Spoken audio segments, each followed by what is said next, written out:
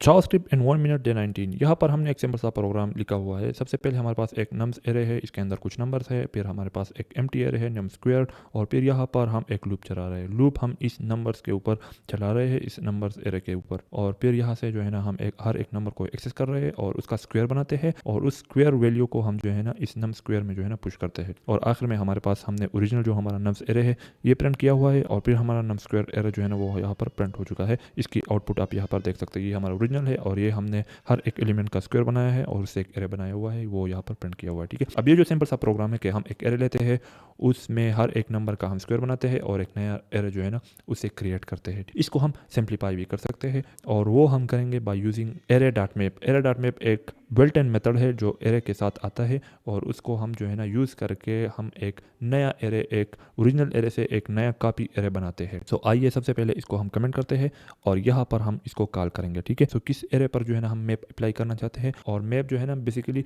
Array के ऊपर loop भी करता है। मैप के अंदर हम हर एक एलिमेंट को जो है ना वो एक्सेस करते हैं। ठीक है, सो नम्स के ऊपर हम मैप अप्लाई करते हैं, नम्स डॉट मैप। अब इसके अंदर जो है ना हम एक फंक्शन देंगे। ठीक है, पिछली दफ़ा हमने एरो फंक्शन के बारे में बात की थी। ठीक है, तो यहाँ पर हम एरो फंक्शन ही देंगे। ठीक है, अब नॉर्मल भी फंक्शन देते हैं, लेकिन सिंप्लीफिकेशन के लिए हम एरो फंक्शन यहाँ पर देते हैं। ठीक है, अब इस फंक्शन के अंदर जो है ना हम इस नम्स एरे के हर एक एलिमेंट को एक्सेस कर सकते हैं। ठीक है, इस फॉर लूप में हमने इंडेक्स का यूज़ किया था। ठीक है, लेकिन यहाँ पर हम डायरेक्टली एलिमेंट को एक्सेस कर सकते हैं।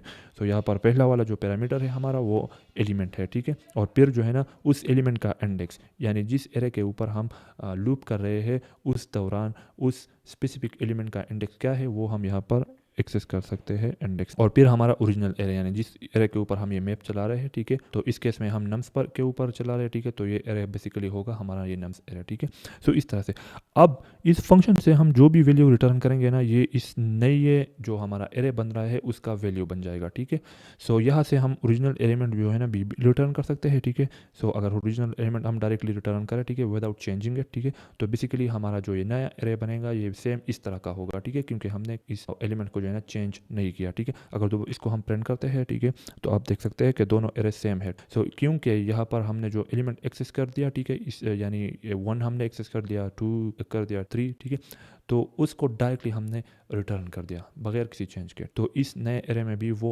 नंबर्स वैसे के वैसे ही आएंगे। अब अगर इस फंक्शन से आप कुछ रिटर्न नहीं करते तो basically by default undefined return होता है। ठीक है, अगर दोबारा मैं इसको रन करता हूँ, ठीक है, तो आप देख सकते हैं कि हर एक एलिमेंट की जगह हमारे पास अनडिफाइंड आ रहा है। आप इस फंक्शन से जो भी रिटर्न करेंगे ना वो बन जाएगा इस नए एरे के जो है ना एलिमेंट्स। तो यहाँ पर अगर हम ए रिटर्न करते हैं तो अब सारे एलिमेंट्स जो है ना वो ए होंगे। तो यहाँ पर आप देख सकते हैं कि ए यहाँ पर आ रहा है। सो यहाँ पर हम क्या करना चाहते हैं कि इस एलिमेंट का जो है ना स्क्वायर बनाना चाहते हैं। सो एलिमेंट हम एक्सेस करते हैं, सॉरी एलिमेंट, ठीक है, और इसको जो है ना स्क्वायर करते हैं। ठीक है, और फिर ये रिटर्न करते हैं। तो दोबारा अगर हम इसको रन करते हैं, ठीक है, तो आप देख सकते हैं कि हमारे पास हर एक एलिमेंट का स्क्वायर बन चुका है और उससे एक नया एलिमेंट एरे जो है ना वो आ चुका है। ठीक है, और हमारा जो ओरिजिनल एरे था, ठीक है, वो वैसा का वैसा ही है, नहीं वो अनचेंज्ड है, और ये हमारे पास एक कॉपी एरे आ चुका है। इसके अलावा अगर हम इंडेक्स को प्रिंट करें console.log इंडेक्स, तो वो भी आप देख सकते हैं 0 से लेकर 1 2 3 4। ठीक है, क्योंकि हमारे पास 5 एलिमेंट्स है तो 0 से स्टार्ट होगा और 4 पर एंड होगा, आखिर वाला एलिमेंट 4 पर आएगा। ठीक है, तो इस तरह से हम इंडेक्स भी एक्सेस कर सकते हैं,